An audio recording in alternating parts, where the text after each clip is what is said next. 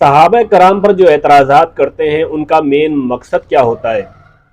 ان کا مین مقصد ہوتا ہے صحابہ کرام کو معاذ اللہ کسی نہ کسی طرح جہنمی ثابت کیا جائے۔ تو جب آپ یعنی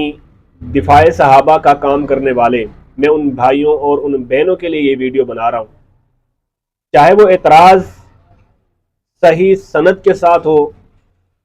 یا ضعیف سند کے ساتھ ہو یا موضوع سند کے ساتھ ہو، روایت جس درجے کی ہو اس روایت کا جواب دینے سے پہلے اپنے سامنے یہ آیت ضرور رکھیں اور معترض جو اعتراض کرنے والا ہے اس کو بھی یہ آیت ضرور سنائیں اور پہلے اس پہ بحث کریں۔ میں وہ آیت پڑھ رہا ہوں، قرآن پاک میرے سامنے ہے۔ ان الذین سبقت لہم من الحسنی، بے شک وہ لوگ جن کے ساتھ ہماری طرف سے بھلائی کا وعدہ گزر چکا، اولئک عنہا مبعدون، یہی وہ لوگ ہیں جو جہنم سے دور ہوں گے۔ اور کیسے دور ہوں گے؟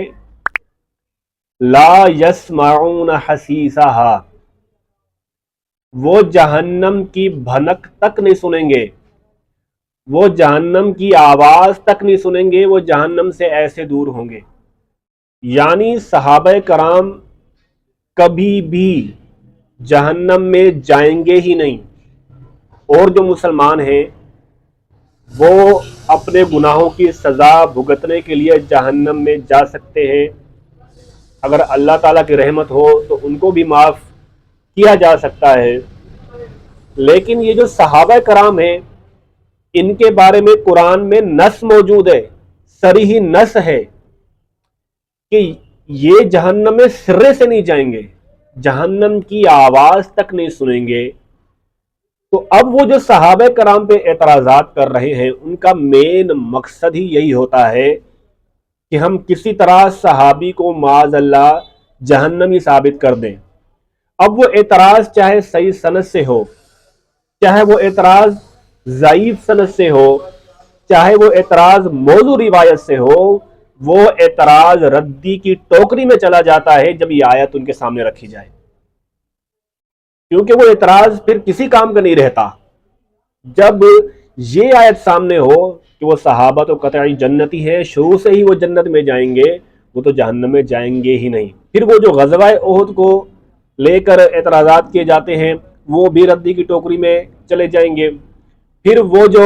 جنگ صفین اور جنگ جمل کو لے کے اعتراضات کیے جاتے ہیں وہ بھی ردی کی ٹوکری میں چلے جائیں گے۔ اگر رسول اللہ صلی اللہ علیہ وسلم نے کسی صحابی کو کچھ کہا اور وقتی طور پہ صحابی نے وہ کہنا نہیں مانا کسی بھی وجہ سے، ایسی روایتوں کو لے کر بھی جو اعتراضات ہیں وہ سارے اعتراضات ردی کی ٹوکری میں چلے جائیں گے، کیونکہ اللہ تعالیٰ نے صحابہ کرام کو ایسا جنتی کہا ہے کہ وہ صحابہ کبھی بھی جہنم کے قریب تک بھی نہیں جائیں گے، جہنم کی آواز تک بھی نہیں سنیں گے۔ تو جو بھی میرے بھائی اور میری بہنیں دفاع صحابہ پہ کام کر رہے ہیں ان سب کو یہ مشورہ ہے کہ صحابی پہ جو اعتراض ہو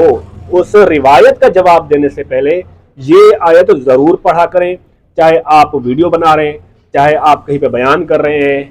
چاہے آپ کسی کو جواب دے رہے ہیں، تو پہلے آپ یہ آیت پڑھیں